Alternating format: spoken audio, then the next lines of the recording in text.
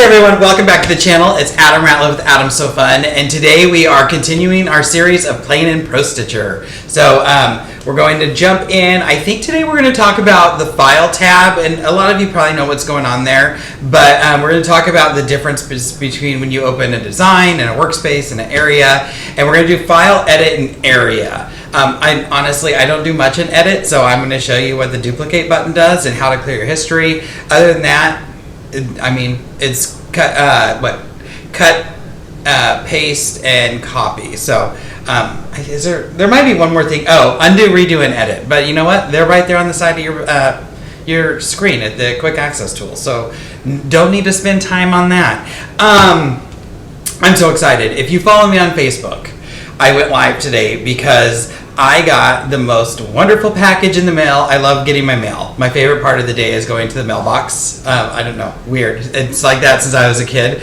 But what I got was my new zipper leaders. So I had zipper leaders before, and if you're a fan of the channel, you've probably seen the video of me talking about zipper leaders. And I bought a set for myself, but I haven't put them on yet because I've been busy. So I decided to just order a set that was already attached to the leader. So I got a box, and it was basically a set of leaders. So I just put them on. They already have the zippers attached. They attached them for me. And now I have my set of zipper leaders. I'm getting ready to stitch this poinsettia.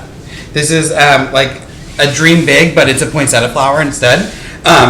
So keep an eye out. For this poinsettia, I'm partnering with Quiltable and A Bit Orange. Quiltable sells designs for other designers as well, and A Bit Orange has a design for this panel, so I'm super excited because I'm going to be using their design. ProStitcher is going to do all the work. I just have to set it up. I was reading the instructions today because I'm like, oh, I gotta get used, or like know what's going on, right? 67 designs for this panel. There's 67 different designs because of all the leaves and the background leaves and everything. So I'm super excited. I'm going to be using some micro quilter. I've already picked out my colors. I'll talk about this in the video when I actually do this one.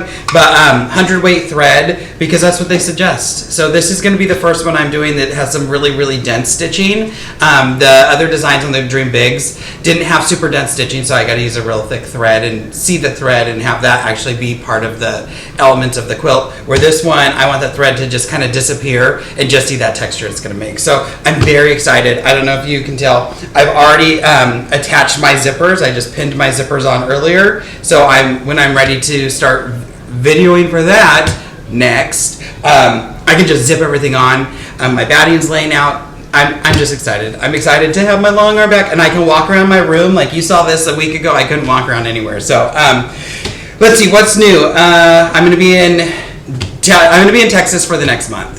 Basically, I go to Austin next week. I'm in Dallas the week after that. So for those of you at Stitch House, I will see you for Owner's Day, I think on the 6th. And I'll be at the Plano Quilt Show. So make sure if you're at the Plano Quilt Show, come by and say hi. I'd love to see you. Let's see. Then I'm in Houston teaching at Cupcake Quilts.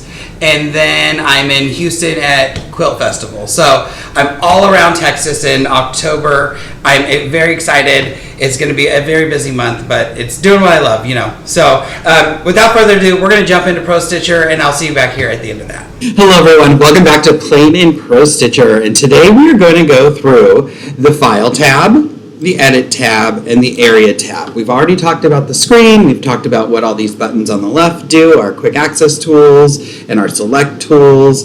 We've talked about our zoom tools, our sidebar, and now we're going to jump into what some of these tabs actually do. So we're going to start with the File tab. And the File tab is going to be where we go to save anything or open anything. It's also really important. We're coming here to shut down. We're always going to shut down by selecting shut down and then shut down from the drop down menu.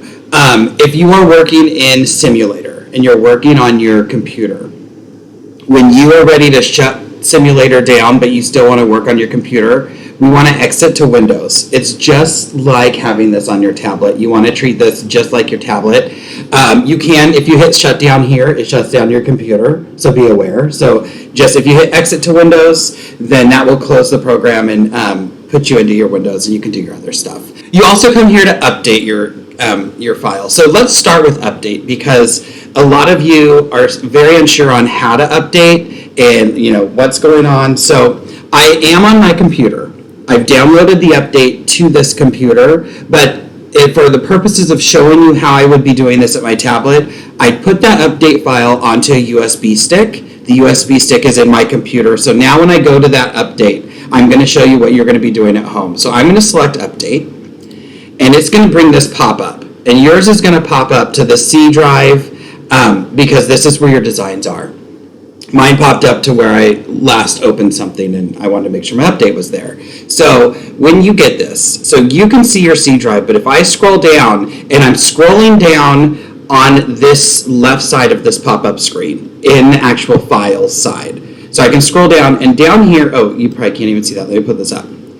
So here's our C drive. So I'm going to, on the file side, I'm going to use my finger to scroll down. I have a D drive, which is a USB stick. It's actually an SD card in my computer, but I'm going to pretend it's a USB stick. And I have an E drive, because you do have two USB sticks. All the machines have two places that you can insert a USB on them, I think. If you have ProStitcher, because the ProStitcher gives you the black box behind the screen. Unless you have an Infinity, then it's they're integrated right into your machine. We want to go to this E drive, or I want to go to this E drive, because the E drive is the one that has my my update on it. Yours is probably going to be D, because you probably only have one USB in. If you want to see what's on these, you can hit this little arrow. I call this the caret. When you hit it, do you see how all of these files open? D is now selected. The C drive shrunk up. The caret is pointing up. If the caret is pointing down, that means you can see what's on here. So these are all my files, or these are a selection of my files. I'm going to close that one because we want the E drive. So I'm going to hit the little caret, and these are files on my E drive. But the thing is, when I put my update file, here's my update, PS update 535. When I put this onto this USB stick, I just stuck it right in the first window. So it's basically in the E drive window. If it were a file, it would be right here with everything else. So I would select my update and then select run. I'm gonna hit run because I think I can cancel out of this, hopefully, because if not, that would, oh man. This is what it's gonna do for you.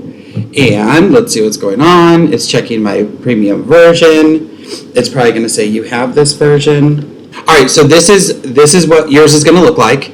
It tells you what version you're currently running. It tells you what version it wants to restore it to. Now, if you have a ProStitcher and you're having some weird issues, sometimes we just get the program and we hit this repair, and it reinstalls the program. And I've had to do this before. I had some weird issues going on, so I just reinstalled it. Everything worked fine after that. If you are doing the actual update, you're going to hit start. In my case, I'm just going to hit cancel and see what happens, because I think it closes the program. So now I'm going to reopen my ProStitcher. But that is how you would put or do the update. That's how you run the update. You hit run, follow the instructions on the screen, and basically it's like, what machine do you have? And you click yes and click yes and click yes. So I think we can see this correctly. I hope you can see this on the screen because of how it's recording. I can't tell. All right, so that is your update. We talked about shutdown. So design. So file, design. When you select design, you get a drop down. You get this history of, I think 11 or 12 design, the last 11 or 12 designs that you've used. We can also hit open. And when you select open, what happens? You get a pop-up. Everything happens in a pop-up, which is really nice. And then here's all your designs. So my designs on this machine or on my computer happen to be on my D drive under designs. And now I could go through and click the different designs that I want. I don't know why my computer is running so slow. That's not fun. But I have access to all my designs. So again, if you put simulator on a computer, you do not have those designs on your computer. It does not give you those designs. Those designs were part of your ProStitcher purchase, so you have to put them onto the computer to be able to use them in simulator. And then when you like what you like, maybe I like this star, I'm going to hit open, and now my design's open. So the design or file design in the ribbon is where you're going to go and open any of your designs. Okay? So that's the first one. Now your workspace. We talked about workspace a little bit last week, and the workspace is going to be the universe. It's your ProStitcher universe that you're working in. So right now, my workspace, if I look over at the sidebar, has a holly star. That's all that lives there. I could save this as a workspace if I wanted to. It saves as a different file type. So to me, I find workspaces are easier to find. So when do you save as a workspace? Whenever you want. This is your creative process. How you feel works for you is how you should do it. I personally, when I set up an edge-to-edge design, all of those are saved as workspaces. If I'm working with 5 specific designs maybe, and I'm custom quilting, but I'm using those same 5, I'm going to save those 5 as a workspace. When you open that workspace, you still have access to those as separate pieces instead of one kind of baseline unit. And sometimes you need to pull each of those pieces in different places. So it's all up to you. You're the user. You get to do it the way that makes you most comfortable and how you feel good about yourself. You get to make it the way that you feel most comfortable. For me, I like to save as a workspace. It's just a personal preference. There's no right or wrong. It's just how you save it. You can come to your workspace tab and open it. So I'm going to hit open. I have some workspaces saved, and I can't remember which one. Sometimes they give you a picture, and sometimes they don't. Let's see.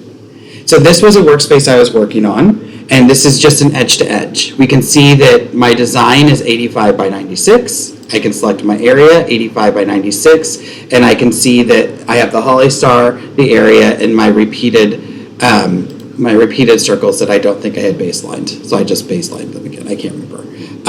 I just did this for my holly star is still there, so I'm going to close that holly star. So this was just an edge to edge, so I could show you what it's like to open this. So one of the things about saving as a workspace, if I go to workspace and open, I have 2 workspaces saved here. So you saw how many files I had of designs. So if I'm saving a design and I happen to save it into one of those files on accident, it's going to take me a while to find it. I do have the ProStitcher catalog, so if I didn't know where I saved it, I can search it really quick. But usually I'm pretty good about putting things in specific places. But see, the areas are saved as an HQW in a different color. So I'm going to hit cancel. I don't want to open a workspace. I'm going to go to design open. And now I'm going back to that same file, same place. And, oh, there's an area saved in here. I saved just the design itself. So this was saving just the edge-to-edge design, not the workspace, so no area, anything. And you don't really need that area. The area, when you set up an area for edge-to-edge, the area is there to set your design up. Once it's done, once you're done setting your design, you're doing the advancing and stuff, you don't need that area anymore. It was just a placeholder at the beginning so you could set up your edge-to-edge designs, because I like to set up the whole quilt at one time. But if I had, let's say I had 10 designs in here and I saved just the design, I'm going to be looking for that design in all those 10s. Let me find, we'll talk about save really quick. So I'm going to save this one again. I'm going to save selected. I have the circle meander selected. So I can show you what I'm talking about. I thought I had more designs in there, so I apologize that I have to take an extra step. I'm going to my designs, and I was in everything quiltable and wide rule. So I'm just going to save this as repeat circle meander. Save. So now I want to open this design. I want to open my repeat circle meander. I'm going to clear all. I'm going to go to design open. I'm going to remember where I saved it. And it happened to be under the quiltable file. I can close this, I can delete this later. I'm going to select designs, everything quiltable, wide roll. So now it's right here. It looks much different than all these, but just imagine if you had a bunch of different designs. If they weren't all named the same thing, because these are all wide roll, you'd have to search for that design. So by saving it as a workspace, it saves it as a different file format, and if a workspace were saved in the same file, that's all I would see. So some of you have asked, How do I delete something after I've saved it? I've saved my edge to edge. I quilted the quilt 3 months ago and now I want to delete it. I don't want it anymore. When you go to open something, I'm going to select on the one I want to delete. Here's my repeat circle. It's black. I know it's selected. On the top right, I can select delete file. Are you sure you want to delete this? Yes, I am, because I have it somewhere else. And I'm just going to hit cancel. So that's how you delete. You can delete a whole folder, I think. I lied. Oh no, if you hit this X up here, this will delete a whole folder. I don't know why you'd want to do that unless you accidentally put something there you didn't need. All right, so areas. So you can also open an area from here, and some of you are like, well, why would I ever open an area? So I'm gonna hit open, come back over here, designs. And the thing is, if you have an area that's specific for something. So one of the cool things in ProStitcher Studio, and I'm gonna jump over to ProStitcher Studio. I created this design. Let me zoom in on it. I just created a random design. What you can do in ProStitcher Studio is you can actually save this as an area. You can save any design as an area. So now, I created the design. It was artwork. I just used the Bezier tool, closed the design. To save it as an area, you have to assign stitches. So I clicked on stitches, previous stitches.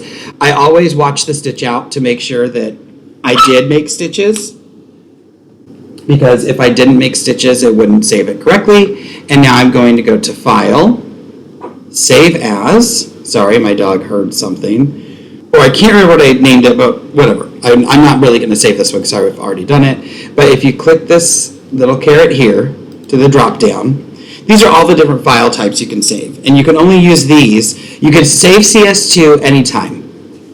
All of the rest of them you have to convert to stitches before you save it. But right here, HQA, that's an area file. HQW, that's a workspace file. So I can click on HQA, and there's my area that I previously saved, and then hit save. It would save that area for me. So now I'm going back over to ProStitcher. If I were here and I want to open that area, I can select area, open. That was a test I ran right when the designer came out. Designs, playing the ProStitcher, and here's my area. Again, saved as a different file format, so you only see the area here. I'm going to select open, and here's my area that I saved, that I created in Designer, saved as an area, and then brought it in. So there's a lot of cool features when you start integrating the two programs together. You can do a lot of really, really fun things. So here's my area.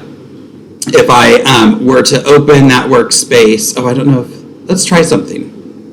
Oh, it deleted my area because you can only have one area at a time. I'm going to go to my area tab and just hit clear. And now I'm going to reopen that area. Where is it? Look how small it is compared to that. I'm going to select my area. I know it's selected because it's green. And let's increase the size of this.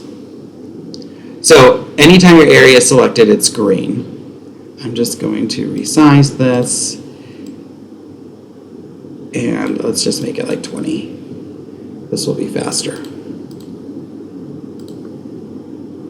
Now I can move the area over here, and I know it looks weird. Let's zoom in and see, because it's dashed. And if this were an actual piece of my quilt, maybe I took a picture of my quilt, traced the outline of something, an embroidery, and I needed to crop that. Now I have the ability to come over here and crop. I want to crop the outside.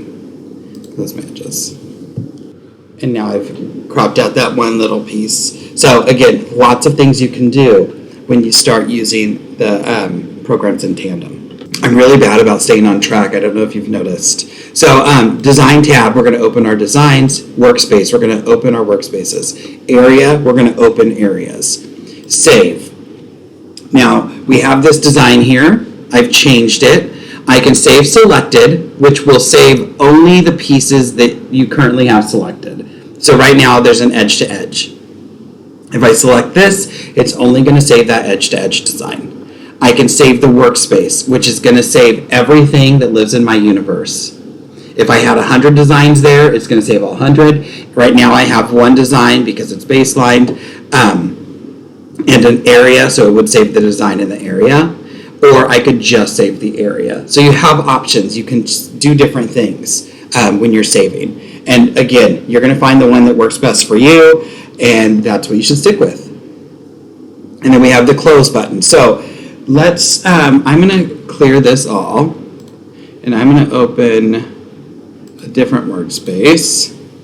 So right here, we have that, that holly star, and we have 2 holly stars. What we really have is like 4 holly stars, 5 holly stars. If I go to my workspace tab, because I used a different function, and there's 4 of them right here. So say you're like, okay, I need to make a holly star, and I only wanted 2, but I accidentally copied it 5 times or 4 times. If you select, so I'm going to select multiple, select 1, select 2, select 3. If I go to close and I click selected, close selected will delete only the, not delete, but will delete only those designs that are currently selected. So these 3 are going to disappear. I still have 2 more. I'm going to turn this off. If I had an area here, let's open that part 2 area again, and I'm like, oh, that's not the area I wanted. You can go to close area and delete that area out. And then you can also close your workspace, which is basically clear all. So if I want to close my workspace, I hit this button because that is my Thanos snap, and it will delete everything on the screen. So those are your file tab, your shutdown, update, clear all, close, save, and then opening your area design and workspace. The important thing with save and opening, know where you save them.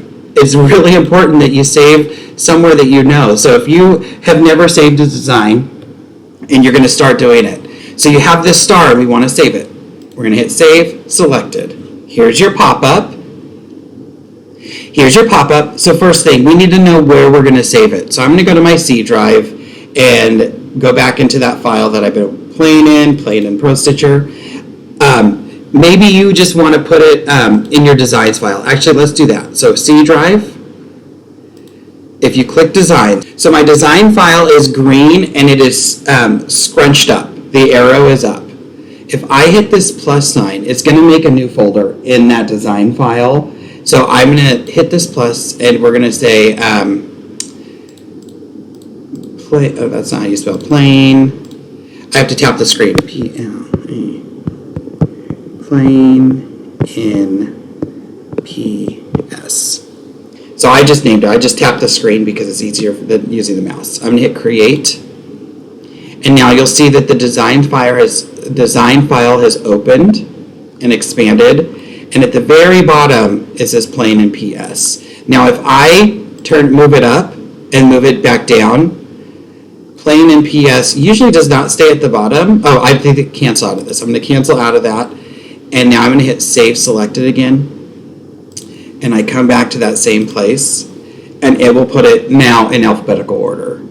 So I'm going to hit plain in PS. Here's where I want to save it. So first thing, know where you're saving. Create that file for yourself. And now I'm going to click the name because I don't want to name it Holly Star. I want to change the name of this because you don't want to save over that original design. So I'm going to click on clear. It will clear it out, and I'll just name it like My Star. That's my stay. And then click save, and now my design is saved. I can say design open and go to that same file, designs, plain and PS, and there's My Star. So that's how you save, that's how you create your own file. Name that file something, like I have files everywhere called Adams file, or just Adams, or something like that, just to remind me that those are mine. That's where I can save things. And I save everything there. It could be a design, it could be a workspace, it could be an area. Anything I create, I put in that same file so I can find it really easy. And also when I'm done with those things, I can delete them, although I don't. If you've been in class with me, you know I also don't like to clean preview paper. It's one of those things I don't like to clean up, apparently. I'm going to cancel. So that is our file tab. So edit. I have to be 100% honest here. The only thing I ever come into edit to do, or I guess two things now, clear my history or hit duplicate. You have cut, copy, and paste. I don't really use these three because duplicate will do copy and paste with one button instead of two. And cut is basically like you're going to close it in one spot and open it somewhere else. And I just usually, if I want to delete something, I just delete it. And if I need to make a copy of it, it's not like a file. I can just drag and drop it, So if I hit duplicate, the thing with duplicate, it's going to duplicate right where your crosshairs are.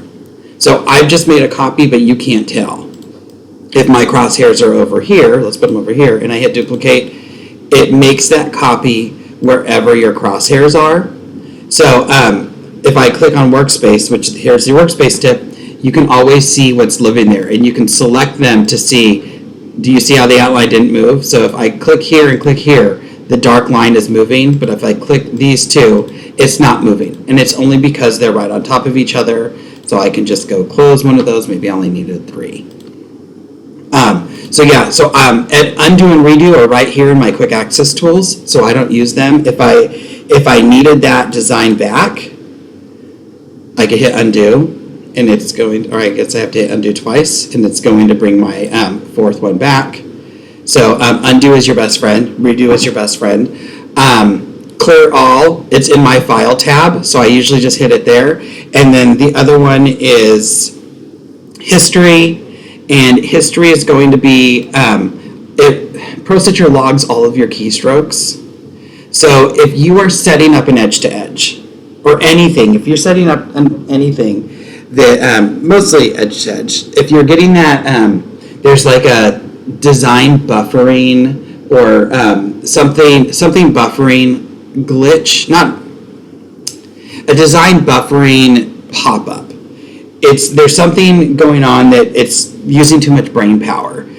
So what we found fixes it is before you start stitching. So new point of action, set up your edge to edge, set your area, save your workspace. When you're about to hit start, come up to edit, history, clear history. Are you sure you want to? Yes. And then stitch that out. And it's alleviated that pop-up and that buffering kind of error. So that's the edit tab. History, duplicate, everything else, it's just there. It's another option. When I do baseline, I always go to modify and hit baseline right here. Well, baseline lives in my quick access tools. I taught myself when I was teaching myself how to use the program, just hit baseline. So that's where I do it. This video is getting kind of long, but I said we're doing area, so we're going to do area. So your area tab.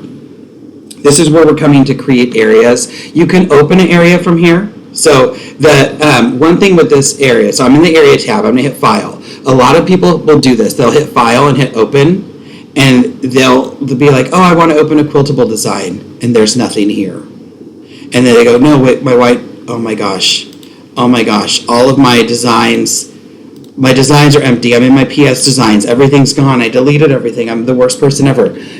You're not looking for a design. You're looking for an area. So if you ever open and your pop-up looks like this and there's nothing on your screen, it's because you're looking for the wrong file. If I click on my Playing in ProStitcher, here's my area, because you're looking for an area, you're not looking for a design. So just be aware. Just hit cancel, take a few breaths, look at your screen and say, am I in the right spot? Because in your area tab, when you hit file, it wants to open an area. Two corner, that's going to create a rectangle shape.